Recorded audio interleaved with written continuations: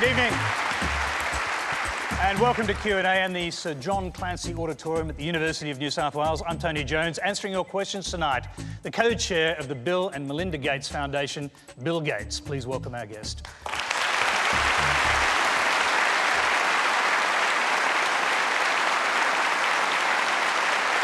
Thank you. Well, because Mr Gates was only in Australia for 14 hours, tonight's program is the first ever pre-recorded Q&A. As usual, it's being simulcast on ABC News 24. And though we won't be able to answer your Twitter questions, we would like to see your Twitter comments published on the screen. So please join the Twitter conversation now with the Quanta hashtag. Well, Bill Gates is the world's most generous philanthropist. He made billions as the co-founder of Microsoft, the company which led the way in personal computing and changed the way that we all work and live. He's now, on and off, the world's richest man, and he's established the Bill and Melinda Gates Foundation with the intention of giving away most of his wealth by targeting billions of dollars at health and education projects around the world. He's visiting Australia to convince Australians to continue and to expand our aid program. And he joins us tonight as a guest of the University of New South Wales and the Pacific Friends of the Global Fund. We have an audience here of 900 students, graduates and guests, and they've got a lot of questions, so let's get started. Our very first question tonight comes from Betty Zeng. Hello, Mr. Gates. It's really exciting to meet you in person. My question is, so you mentioned that your friend Warren Buffett once gave you some really great advice on philanthropy. He said, don't just go for the really safe projects, take on the really tough problems. What would you say is your toughest project that you've faced in your foundation? Yes, Warren is very clear that the role of philanthropy is to do very tough things. The easy things can be solved by government or others. And I'd say the most difficult thing we work on is improving the United States education system. You know, the idea of how do you measure teachers, how do you give them feedback, how do you help them develop, how do you make sure there's the right incentive system around that. Very little's been put into that, and yet if you could make the teachers significantly better, the impact on equality, the impact on where the country would go would be pretty phenomenal. So I'd say that's the toughest thing we work on, even tougher than inventing new vaccines. Yeah, what would be the most ambitious program then? Because getting rid of the polio vaccine by 2018 is a pretty huge task. Yeah, eradicating polio, I think we have very strong odds of succeeding on that. We're down to 3 countries. We've had very successful fundraising over the last several months, and it's $5.5 billion, but we're using new tactics. We've looked at where it's been challenging, and we have less than 300 cases and only 3 countries. So I'd rate our odds as pretty good. We've actually got a question in the audience on this topic. It's from Gillian Thomas. Mr. Gates, polio survivors need special services because of post-polio syndrome and polio's late effects. Countries rarely provide these services and survivors are ignored. In Australia, most of the 400,000 polio survivors are excluded from our new National Disability Insurance Scheme, and Polio Australia is without government funding. No one will celebrate polio's eradication more than polio survivors. However, even after eradication, there will still be millions of survivors worldwide requiring polio services for up to 80 years. What strategies will get governments to shoulder their responsibility and fund essential post-polio services? Well, you're absolutely right that polio syndrome and challenges and all sorts of disabilities are very important issues. And particularly in these very poor countries, they are not given a lot of attention. I knew that when I held a girl named Hoshman, who was only 2 years old in India, who didn't really understand what it meant for her life, that she was paralyzed, that the likelihood of her having the full life that she deserved was not very good. Hopefully we can use this polio success to raise the visibility of the fact there's still people out there who need help.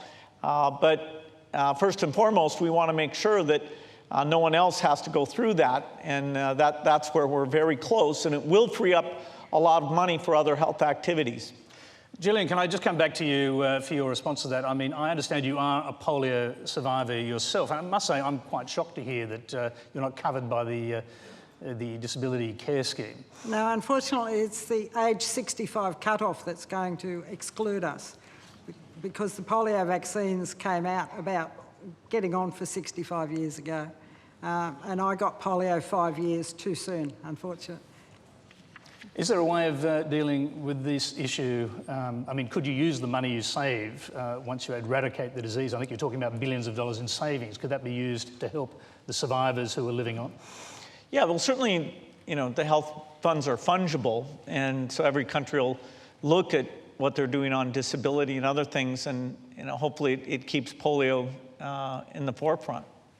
Okay, we've got a video on another extremely difficult problem, on malaria. It comes from Irango Moses from the Oil Health Search Foundation in Port Moresby, Papua New Guinea. For the last 20 years, we have been hearing that we will have a malaria vaccine within 5 years. Given that malaria has been driven from countries with good health services without the need for a vaccine, how much hope and effort should be placed on the development of a vaccine or new drugs rather than strengthening health services, especially when countries with a large malaria burden like Papua New Guinea have poor vaccine coverage rates and poor functioning health services? Okay, Bill, we know you work with Oil Search in Papua New Guinea. The search for a vaccine is what this is about. Well, in fact, there's very little money being spent on a malaria vaccine. It was mind-blowing to me that when our foundation gave $40 million for malaria vaccine research, we became the biggest funder in the world. And whenever you have a disease that at that time was killing 1 million children a year, now because of bed nets, we're down to more like 700,000.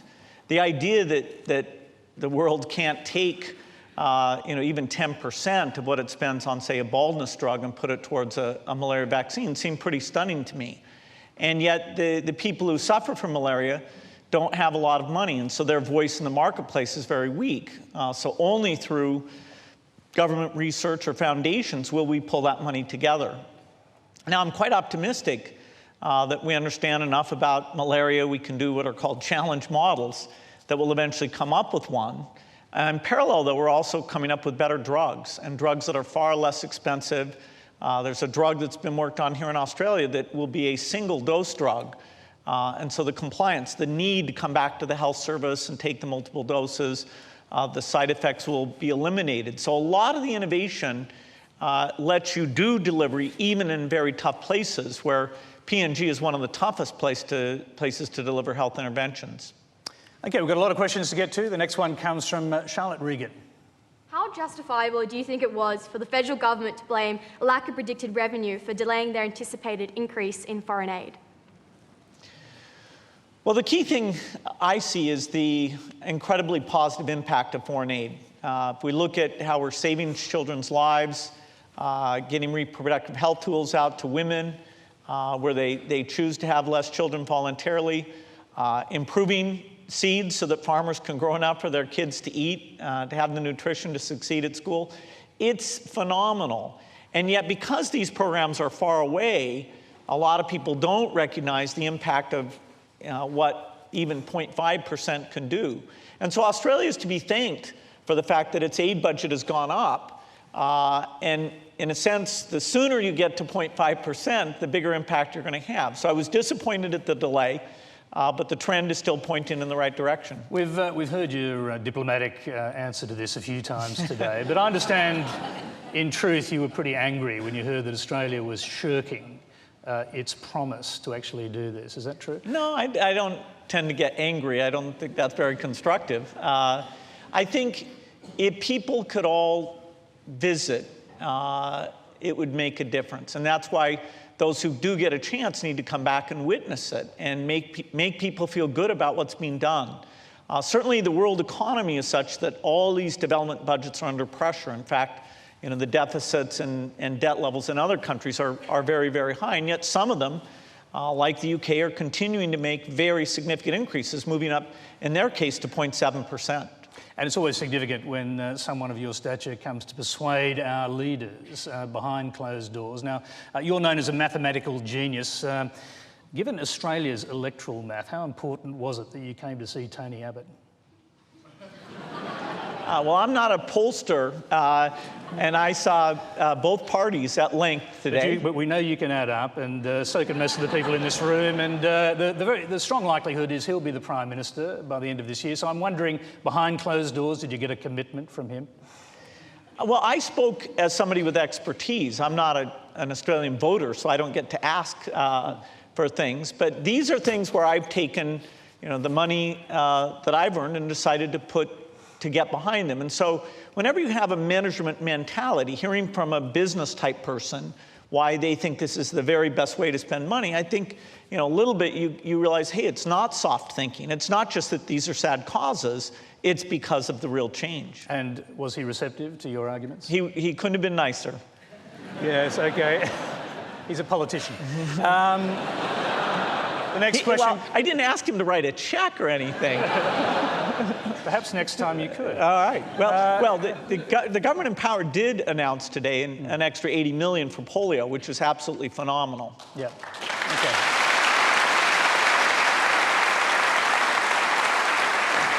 Thank you very much. Our next question comes from Dave Kennedy.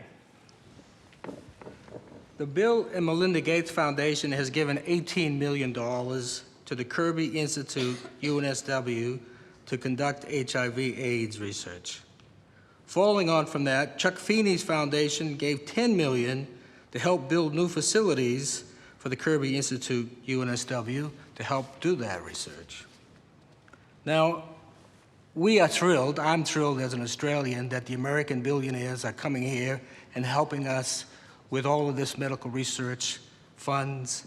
It's very difficult here, malaria, tuberculosis, HIV, but particularly for HIV/AIDS. And I appreciate that America and Australia have different traditions when it comes to philanthropy. Can you tell us how you and Melinda decided to give so much away to folks outside of your family, and why do it in your lifetimes and not in your last will and testament?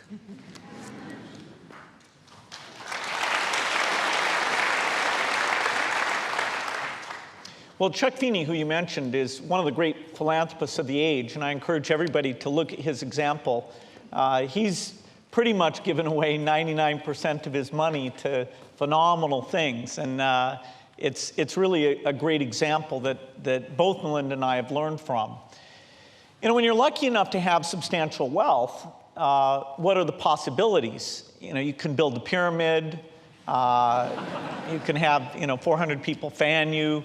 There's kind of a limit to consumption, and so then you have to say what do you feel? What are you affiliated to? What really counts for you? If you feel like you're a citizen of the world and you want to help all of humanity, then you think, where is the greatest injustice? And I think a mother having to bury a child or having that child have so much sickness that their brain never develops, so they can't learn, they can't contribute in any way. That was a tragedy that Melinda and I decided to learn about and see, were there some miracle interventions, sort of the equivalent of the microprocessor personal computer that could be created. And so in doing that, we fund scientists all over the world. In fact, this year, we'll fund here in Australia about $40 million of science for health and agriculture. And that's done strictly on whoever does the best work in the world is who is going to end up getting that money. And so it's a real testament to the quality of the science in Australia that a lot of that happens. Bill, at the core of that question was another question, I think, and that is why Australian philanthropists aren't stepping up to the mark. 2 Americans named there. We don't hear a lot about Australian philanthropy. Are our billionaires too greedy? Well, I don't think philanthropy should be promoted just to make people feel bad or anything. I think when people see examples and they see that it can be done well. And it's uncomfortable at first because it's different than making money. The business you make money in, you're good at. You understand the metrics. You've seen it at work. And so when you make the transition to start giving away, you feel, very naive. And of course, charity, it's very hard to get it right. I do think philanthropy all over the world is on the increase. I think that's true of all levels of wealth. I think the idea of people who do philanthropy getting together and talking about what we do well, what's gone wrong, I think there's some value to that. We've got a global group called the Giving Pledge that is now international. Andrew Forrest is a member of that. I think all of that will encourage more people to come in, but they should do it because they are passionate about something, because they want to be philanthropic. And I don't think you can take it with you, so what's the alternative? Okay, let's move on. Our next question is from Grace Delfendale. Hi, Mr. Gates. First off, it's a great privilege to be here, to be able to hear you talk today. My question is that recent quotes from Pope Francis has shown that he believes that the cult of money has made life a misery for millions of people, and that capitalism has created a tyranny. As a person who has benefited greatly from capitalism, but has also used this in so many fantastic ways, what would your response be to this? Well, my response is that if you look at life over the last 200 years or 50 years or any reasonable period of time, life has improved incredibly. If you think about the treatment of women, if you think about the treatment of gay people, if you think about children dying. 200 years ago, 40% of all children died before the age of 5. People didn't have a chance to learn to be literate and to read books. Average lifespans were less than 40 years. And so in a span of not too much time, even compared to human history, we have made unbelievable progress. The things we take for granted, the ability to go out and learn things, to have air conditioning, to have clothing, to have a toilet, it's pretty phenomenal. So anybody who looks at what capitalism does and say, okay, it's been a net loss versus that life we had before, I think there's some loss of perspective there. I don't claim capitalism is perfect, but the era of time in terms of human rights and the quality of living, that's very clear. We should work to make it better, to deal with those imperfections. But no, capitalism, the broad system we're in, which is mixed capitalism government, has been a great blessing to humanity. Okay, we've got a question on a different side of capitalism. This one's from Matthew Thomas. After the recent global crackdown on tax minimization schemes used by Microsoft, Apple, and several other firms, will you change your current finance strategies and bring capital out of tax havens and back into the country to honestly pay your tax?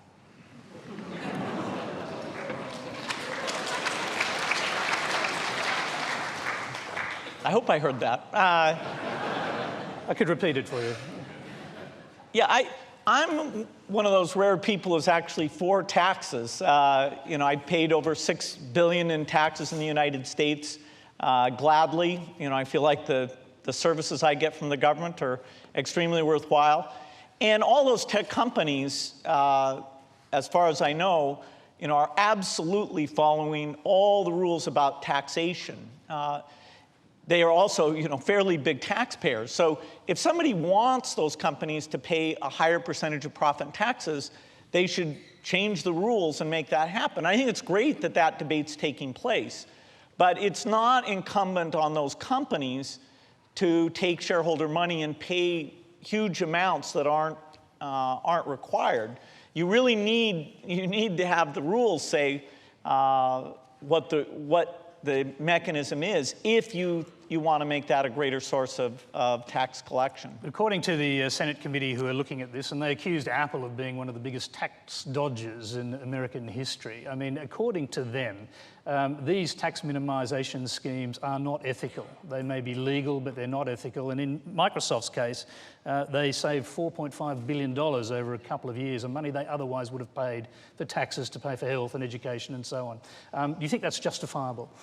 I think in a system of laws, it's very important that if you follow the laws, that you don't have some other second standard. I mean, for somebody buying shares in a company, say Google or something like that, do you expect them to just go and write checks for tens of billions? I mean, the people who write tax laws are the ones who should decide what things are, and there shouldn't be some separate story about what's ethical as opposed to what's the law. So it's okay to look for loopholes so you pay less tax if you're a big corporation. That's what they're being accused of. Well, the idea that taxes that you do on income outside the United States, that's not a loophole. I mean, it's a well-known, it's a fact about the US tax system. It's actually fairly unusual that we actually compute your extraterritoriality tax and that at some point we say we'll tax it. The thing that's interesting is the European countries are going to look at this and realize that they don't even see the extraterritoriality piece of this thing. But this is not a morality play. This is about the laws. You know, if people want taxes at certain levels, great. Set them at those levels. Those companies, you know, will be glad to comply to any of those rules. Okay, let's move on. You're watching a special edition of Q&A. We're talking to Bill Gates. The next question comes from Anthony Liang.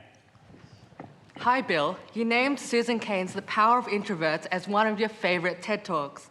My question for you is, how have you managed to succeed in a predominantly extroverted world? And how can the education system, with its increasingly extroverted ideals, harness the positive features of the introverted personality? Well, I think introverts can do quite well.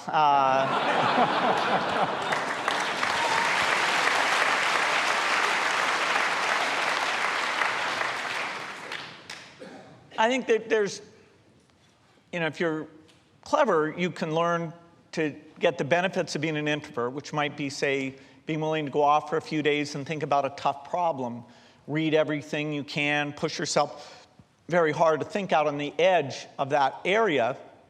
And then, if you come up with something, if you want to hire people, get them excited, build a company around that idea, you better learn what extroverts do. You better hire some extroverts, like Steve Ballmer, I would claim, is an extrovert, and tap into both sets of skills in order to have a company that thrives both as in deep thinking and building teams and going out into the world to sell those ideas.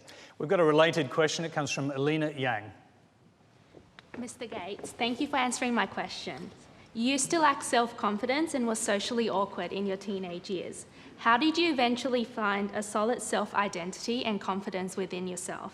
Did achieving financial security, success, and fame boost your self-confidence? What drives and motivates you to get up every morning? And more generally, how can the average person figure out their driving force and their inspiration and passion? Well, I think having some self-confidence is different than finding your passion. From a young age, ideally, you'll have adults in your life, preferably your parents as part of that, some of your teachers, people around you who like you and they're behind you and they'll back you no matter what goes on. And that gives you enough confidence to go off on a quest. And during that quest, you try different things out. If you're lucky, when you're very young, you find something you're passionate about. I did when I was 13 years old. I found computers and software.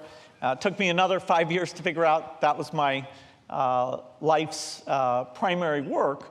But that's a lucky thing. Other people, you know, get out into their 20s or even later before they find what they're passionate about. But proceeding with a certain set of self-confidence, that there are people who care for you, you care for them, that you succeed in their eyes by your how you treat them.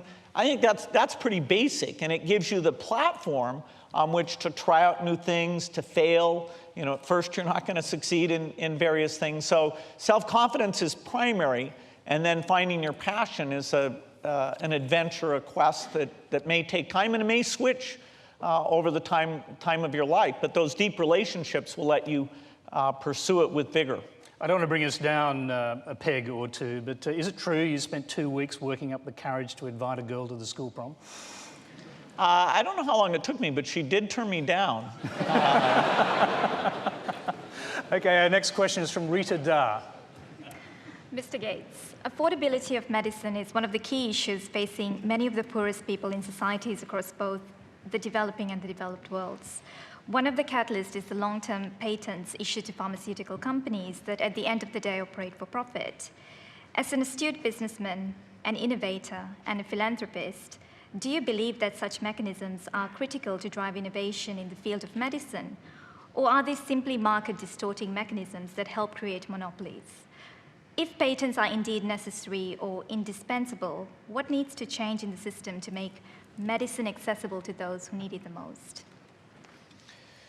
Well, one of the amazing things that happens is that the pharmaceutical companies, as we're going to them and saying, hey, we need to help out those poorest in the world, they're willing to offer for these countries absolutely break-even type pricing. So whether it's drugs or vaccines, the poorest of the world, we are getting out the high-volume medicines to them.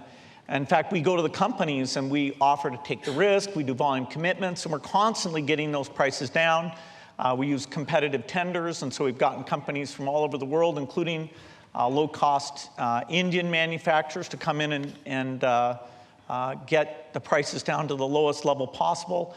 And so you need to have a system where somebody's paying enough to fund the research, and the poorest in the world are getting it at just a break-even cost. And in fact, we do a yearly ranking of the pharmaceutical companies called the Access to Medicine Index that calls out the different programs of them. And in general, they've been moving up. The ones that are lower call us up, talk about how they can do better. So I'd say that's an industry that's very well behaved.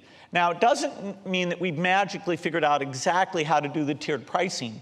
If you knew somebody's income level, then you could do the right pricing, where I would pay the most and so on down the line. Right now, we largely use country boundaries as a proxy, where the poorest countries get a very low price, the richer countries get higher prices. That's imperfect in that if you're a poor person in a rich country, then you need the government to stand in for you with some sort of medical scheme. If you're a rich person in a poor country, maybe you get a better deal than you deserve. But by and large, the billions that are put into research are phenomenal. If we think about why will health be better 20 years from now, it's that profit, private sector innovation built on government-funded basic research. That combination has been absolutely phenomenal in advancing medical products. There has been a tremendous amount of counterfeiting of medicines by poor countries or within poor countries to make medicines even cheaper. Is that legitimate? Well, the term counterfeiting actually means making something that's inferior, and that is not good. Counterfeit means not the real thing. In terms of being adulterated, not having enough, the reason we get drug resistance, particularly in the case of malaria, is people have made drugs that are only partially powerful enough, and so you develop resistance there. And so because the companies are willing to do this break-even type pricing, you really don't have to compromise. You can use the generics industry, the low-cost formulators, and you don't have to go to what would be called a counterfeit. All right, we've got a lot of tricky questions in this area. Here's one from Roy Kwan. Okay. Hello, Bill. The Bill and Melinda Gates Foundation is separated into two entities. One to give money to charities and grants. The other is to invest assets to generate a profitable return. Problems can arise and may have already arisen when the goals of the two separate entities conflict with each other. For example, if the foundation invests in a for-profit organization which actually contributes to the very problems that the foundation has been set up to address. What controls have been put in place to prevent the foundation from investing in companies which undermine the underlying goal of the foundation? And has the foundation ever withdrawn investments into companies which actually contribute to the inequalities of the world? Yeah, so as the questioner said, the assets of the foundation are invested in bonds and stocks. So we might own car companies or various things. We have various prohibitions. For example, we don't own tobacco companies. We don't own weapons companies. There's a list of companies that were involved in Sudan that a group got together, mostly universities and us, and decided, okay, that was a banned list that none of us would invest in. We spent a lot of time looking at the so-called proxies of the companies we own to see what sort of initiatives are on there. And sometimes we'll vote against management. There have been a few gay rights issues that we voted against management on.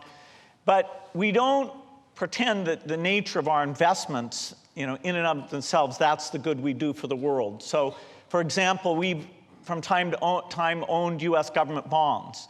It doesn't mean that we endorse, every soldier in the American Army's activities that day. We own car companies. We're not the ultimate court of justice.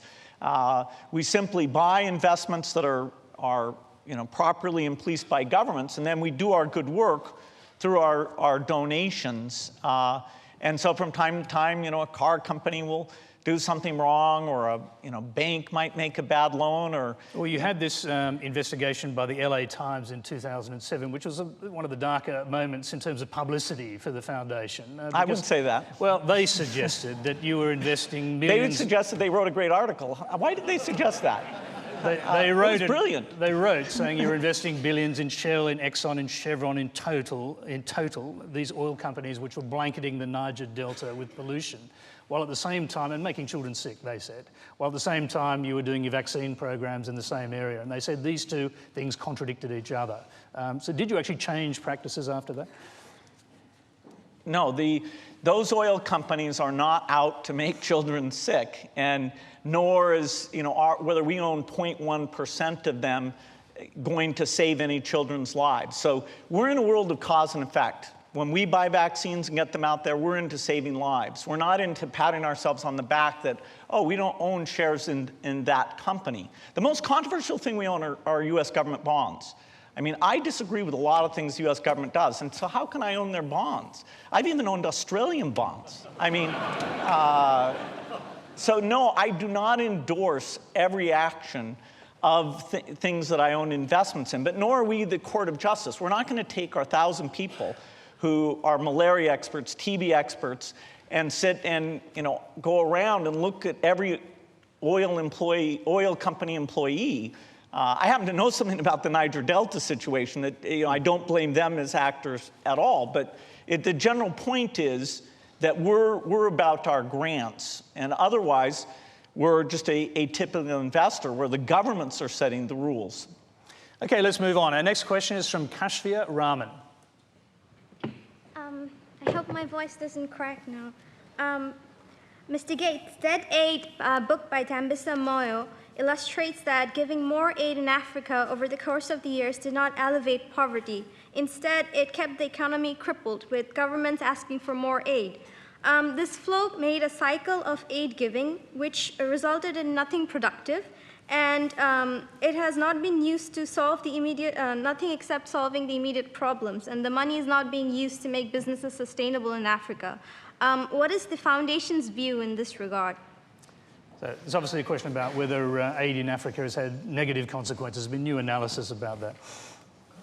Well, it depends on your value system. Over the last 20 years, the number of children who die in Africa every year has been cut in half. And is that good or not good? It's largely due to vaccines and the aid programs that have been there in Africa. I think that that book actually did damage generosity of rich world countries. People have excused various cutbacks because of it. You read the book, obviously. Did you? Actually, yes. Did you find anything? Did you find anything in it of use? I found that she didn't know much about aid and what aid was doing, and she is an aid critic. There's not many, because it's moralistically a tough position to take, given what aid has been able to do. But if you look objectively at what aid has been able to do, you would never accuse it of creating dependency. Having children not die is not creating a dependency. Having children not be so sick they can't go to school, not having enough nutrition so their brains don't develop, that is not a dependency. That's an evil thing. And books like that they're promoting evil. Okay, let's move on. Thank you.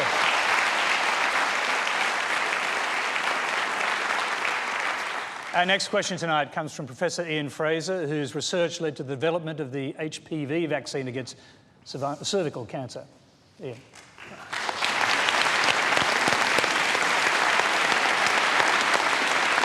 Mr. Gates, Our research and your supports for vaccines programs in the developing world have encouraged us to initiate a program to help prevent control cervical cancer in Vanuatu, a small Pacific island where cervical cancer happens to be the commonest cause of death amongst women. Vanuatu have committed to continue the program when our funding support for that program ceases. However, there's clearly an expectation that the funding will continue to come from outside of the country. Are we doing things wrong? Is it morally correct to support a program which we know is going to come to an end unless there's continued outside support? And how can we make Vanuatu more responsible for looking after itself? Yeah, I think before you undertake a program, it is important to look at whether there'll be ongoing support for that. In the case of HPV vaccine, the good news is that Gavi is now supporting some pilot programs where they fund the availability of HPV vaccine, and with enough donor generosity, they'll be able to make that a standard, the same way they have for pentavalent, and they're doing for rotavirus and pneumococcus. In fact, the next big vaccine they want to add to that list as they get the universal coverage of those out there, HPV, and there's a lot of excitement. Now, it's tricky because you have to give it a different age than the normal vaccination program, but the pilot programs are to look at, can you do that through the schools? How do you get people together? We've done pilots in India, which was actually a good thing that we learned from. So I think there's some very good plans to bring the prices down and to have this Gavi financing come in for the countries that want to get serious about HPV, moving towards a goal that this should be universally available. Briefly back to Ian, are you concerned that some forms of aid are creating dependency? It's not so much that they create dependency as that they create an expectation in the population that is difficult then to meet. The Gavi price for the HPV vaccine is still $5 a dose, and in Vanuatu, which is not Gavi eligible because it does a lot of banking for Australia, but still has a subsistence economy, $5 a dose is quite a lot of money. Yeah, I don't know the economics of Vanuatu, why they can't tax the banking activity to buy a $5 vaccine. It seems like you could do that, but the price won't stay at $5. The price, there are different manufacturers who are going to come in and bring it down. Sadly, the price will come down partly because penetration in rich world hasn't gone up as quickly as was hoped for. So there's still a lot of work to do on HPV, including getting those new entrants in that we are financing some of that. Okay, let's move on. Our next question comes from Catherine Murray. Mr. Gates, some of the world's poorest countries are run by corrupt and often totalitarian leaders. How do you manage to support the people without supporting the government? Well, we believe that vaccination should take place in every country, no matter what you think of the leader in that country. The children in that country deserve vaccines. So we've even been involved in helping get vaccines into North Korea, which, it's a contest, but you might think of that as the worst political leadership in the world today. Not many would compete with that. And so we're involved in all countries, Somalia, where there is no government, Eritrea, where the government's imperfect, you name it, we're in there trying to get vaccines out to the children. And places where the workers themselves have been in danger, if not some of them killed. Well, yeah, it's very tragic that even in the case of polio, in the last 6 months, the workers have been targeted, both in Pakistan and in Nigeria, and killed. Now, the workers have chosen to keep volunteering. New security things have been put in place. The government's really taken some very good steps. But those are real heroes that go out and get vaccines to children, even in the face of threats against their life. Is this a particular issue with Islamist extremism in North Africa, which is becoming, and Pakistan obviously, which is becoming a lot worse? Well, there's a group in Nigeria called Boko Haram, and what they think about this isn't totally clear. In the case of Pakistan and Afghanistan, we've actually had good luck where a lot of the Taliban groups have given so-called letters of passage where they say vaccinators can come in. They need to be convinced that it's not a plot by the US government, and there were some things that confused that in terms of vaccination activities. And so maintaining that fragile trust that these people are there to help your kids and that's all they're going to do, it's never very easy, but it's actually looking pretty good right now in Afghanistan and Pakistan. Okay, let's move on again. We'll talk about something that's more fun. Our next question comes from Philippe Zander. Firstly, on behalf of the International Health staff and students here today, I would like to thank you for coming. My question is, since putting forward the condom challenge in which you are offering $100,000 startup funding to whoever creates a new condom that can protect and increase sexual pleasure, have there been any designs that are fulfilling expectations? And how significant of an effect do you think the new condom might have in decreasing rates of HIV and sexually transmissible infections across the globe, particularly the developing nations? Yeah, we put out some pretty interesting challenges. And I don't know the status on that one. I think people are still sending in their things. What we do is we ask you to send in, we have new toilets, ways of delivering vaccines, all sorts of places where we're seeking the best ideas. And we ask people to send in a 2-page application. And in order to avoid committee thinking, we send them out to reviewers, and usually you'll get about 20. Whichever one you think is the best, that gets funded, no matter what any of the other reviewers think. And then you pick your 3 next ones, and then if that's from a poor country, it's automatically funded. Or if it's from a rich country, it takes 3 people to give it their second designation. So anyway, we've been able to finance a lot of pretty wild ideas. How close are you to producing a better condom, which produces I don't know. More pleasure? I'll have them get back to you on that. Thank you very much. The next question is from Sam Wood. Mr. Gates, a topic that has not yet been broached tonight, but is nevertheless one that's quite important for our world at the moment, is the one of our environment. And you've said in the past that in order to stop global temperature rise, we must cut our total carbon footprint globally to 0, which would mean those in the third world must do so as well. How do you propose to cut the carbon footprint of those who already have the bare minimum in terms of industrial technology, which even now is not enough to properly sustain them? Well, the key is not the CO2 emissions of the third world. If you think of the poorest countries, they're responsible for less than 5% of the carbon emission. And when I say the poorest, I don't mean the middle income. I don't mean Brazil, Mexico, China, Indonesia. I mean the 70 that are the very poorest. And so for them, it's such a small percentage that they should not have imposed upon them that they have to buy more expensive energy. They are the ones who will suffer the most because it's actually tropical agricultural environments where the heating will cause the most starvation because of extreme crop failure. And so it's incumbent on the rest of the world to get CO2 emissions down. And it's a very urgent thing that requires us to fund innovation, to fund incentives. It's not an immediate problem, but it's a huge problem that you've got to act now to make a big difference. Yeah, there is a global fund, although it's running out of money, for health issues. Should there be a global fund for environmental issues to actually help this process? I don't think a new mechanism is what's required. The thing you want to do that has the longest lead time is you want to increase research in energy R&D. And it's very disappointing that as people have taken money and subsidized various things, that the research on things that would be very economical hasn't increased. Even the US, if you look at the balance of research, and they're by far the biggest funder of energy research like many other categories, the amount of deployment money has been almost 10 times the research money, and the research has not gone up much.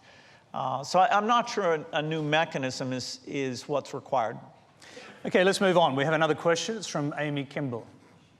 Given that your charity focuses on providing better health for citizens in foreign countries, does it frustrate you that underprivileged citizens in the United States don't have access to an affordable healthcare system? Yeah, well, fortunately, in the US, less than 1% of children under 5 die, and that's largely to the degree it happens because of premature birth. And so although we have a very inequitable situation, and we should certainly move towards universal health care, it's not really comparable to the situation in developing countries. That is, most kids get enough nutrition that you don't have this 30 to 40% where their brains don't fully develop. So we have work to do as a country. We're kind of unique in the rich countries in terms of healthcare accessibility. We'd get the worst grade of all the different countries. We also manage to spend more than anybody else, so copying us may not be the best idea in this one area. But I do think the policies are moving in the right direction to give better health care. In fact, even for young people, the CHIPS coverage has gone up, and the new Obamacare thing will help with that quite a bit. I was going to say, did you get involved in politics to this degree that Obamacare was hugely controversial? The Tea Party candidates basically said this is going to destroy the American economy and certainly the American health system. Did you get involved in politics then? Well, I think if you're a rich person with a lot of ideas, you ought to be careful to pick a few ideas to kind of say that you know the answer. People get tired of listening to you if you think you have answers to too many things. And so the areas that I really have experience are issues related to education, issues related to foreign aid. And so although there are exceptions, I really, when I'm back in Congress, I try to talk to things that I'm working on full time. I know the scientists, I know the numbers, and rich world healthcare is different enough than what I've devoted my life to that I don't go in pretending to have the solution on that. Okay, our next question is from Ben Park. The Australian Indigenous population have a lower life expectancy of about 10 years compared to non-Indigenous Australians. This can be attributed to the disadvantages they face in areas of health, education and employment. These combined factors have led to an intergenerational cycle of disadvantage for Indigenous people. How do you see the best way to break this cycle of disadvantage? Well, you should, it's interesting to think, are there countries who, for their Indigenous population, has done a good job? It's another case where I wouldn't say the US has done a particularly good job. We have some strange things where we let them build casinos in some cases, and then they have so much money, they have the problems of having too much money. And that doesn't work very broadly because the vast population of Indigenous people aren't in those weird privileged circumstances. So, bringing them into a modern culture that requires certain things, having them retain their traditional values, those seem to create a bit of a paradox. I don't know examples, but you should study and say, did New Zealand do it well? Did parts of Europe do it well? Are there any examples of this? Certainly it's a worthy cause in terms of resources, creativity, smart people. Are the schools fantastic in those areas? Why is the healthcare not living up? What are the diseases that are at work there? What you're describing in terms of life expectancy, 10 years is a lot. For a lot of countries, it's more like 40 years or 50 years different, but clearly that should be worked on. Let's move on. You're watching a special edition of Q&A with Bill Gates. Our next question comes from Aryan Jahiri. In an episode of The Simpsons, a character made the following quote about the future when addressing cadets. The wars of the future will not be fought on the battlefield or at sea. They will be fought in space or possibly on top of a very tall mountain. In either case, most of the actual fighting will be done by small robots. And as you go forth today, remember always your duty is clear, to build and maintain those robots. While such a quote is supposed to be satirical, do you think one day robots doing human tasks such as fighting wars will become reality?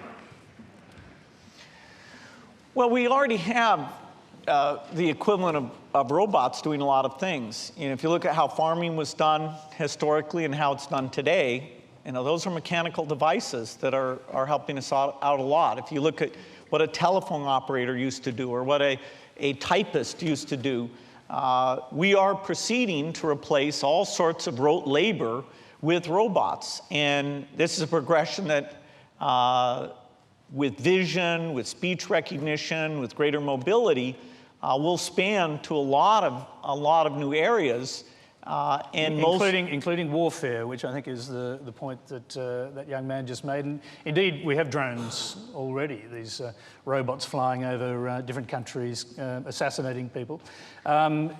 The future, according to futurologists who look at robotics, could be of tiny swarms of insect-sized drones able to infiltrate people's houses and kill them. And do you think about the future? Do you think about these kind of things, how it might look? Well, today we have real insects invading people's homes. It's called malaria, and it actually does kill people.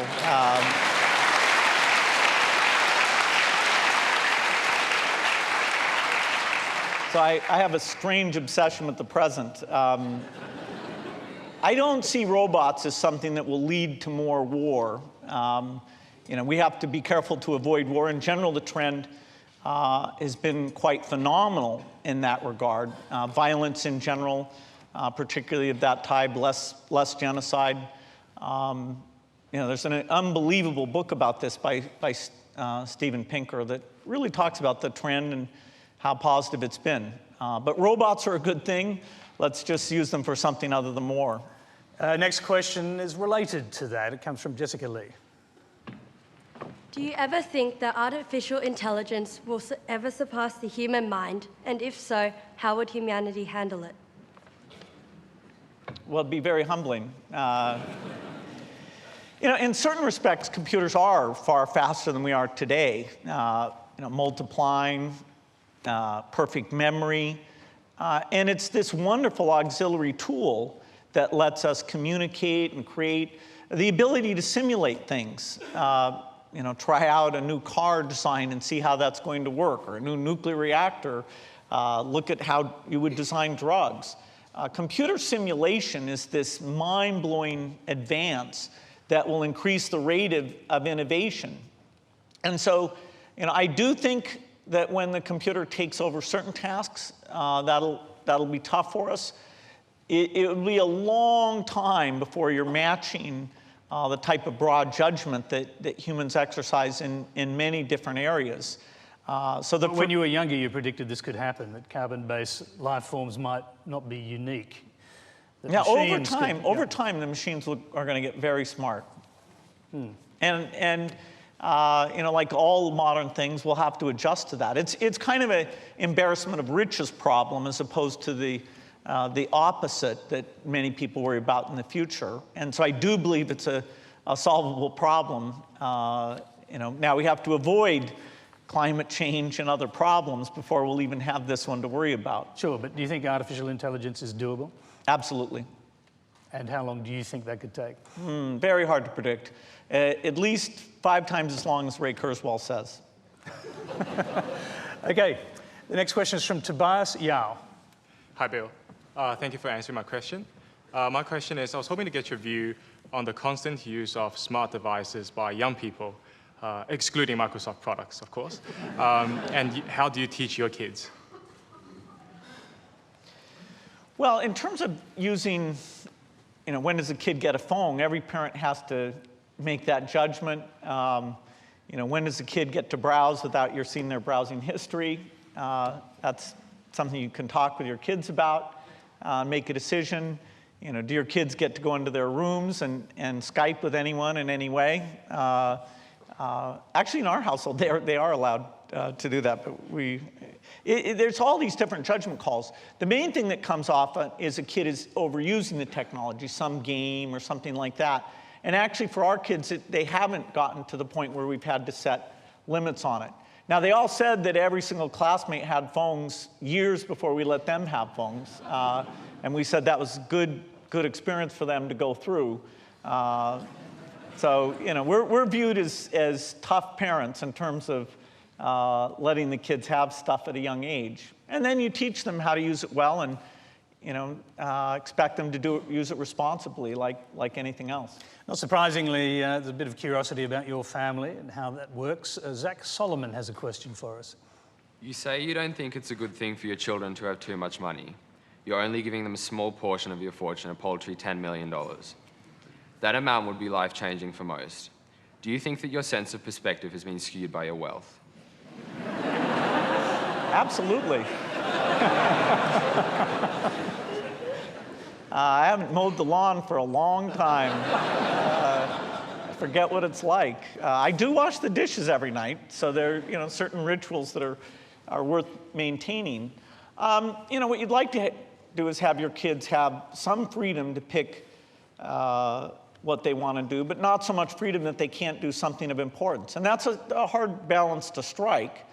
But I do think that having kids receive large sums of wealth actually has been more negative for them than positive, particularly if their friends think that, they think that.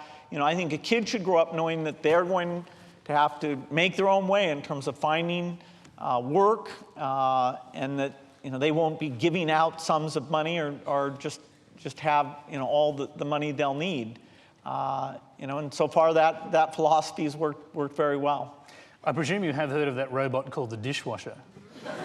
Just doesn't matter. The next question is from Andrew Asfaganov. Mr. Gates, information technology is becoming very integrated deeply into our lives and brings new levels of convenience at the cost of privacy. Does it worry you that this technology will be misused in the future in terms of controlling human activity?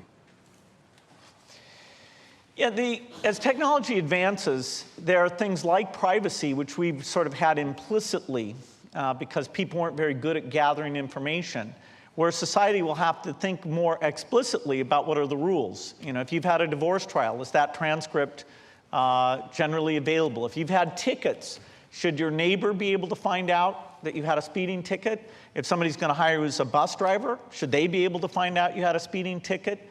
What should your credit card company know? How far back should that go? And these are complex questions. We'll have to make sure that they're obeyed and that the tools work that way. Even questions like, should there be lots of cameras in an urban area?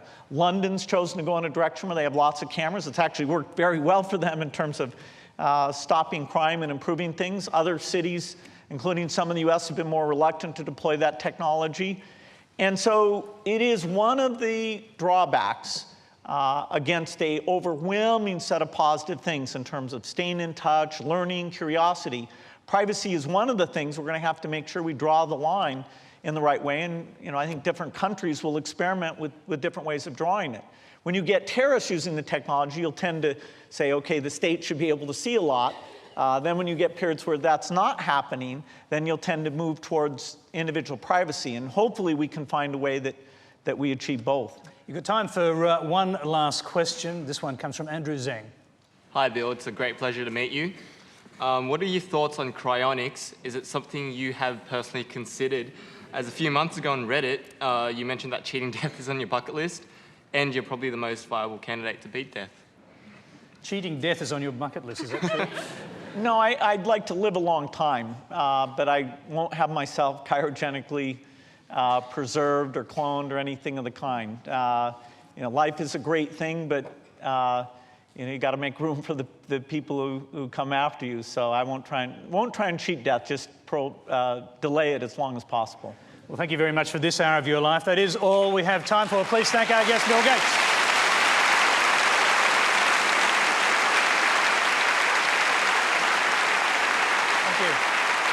Thank you.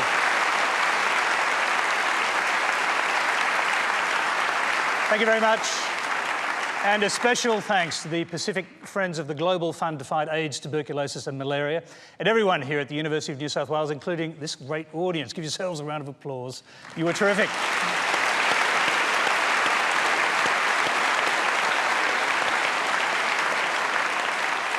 Please join us next Monday for another Q&A in our regular 9:30 time slot. Until then, good night.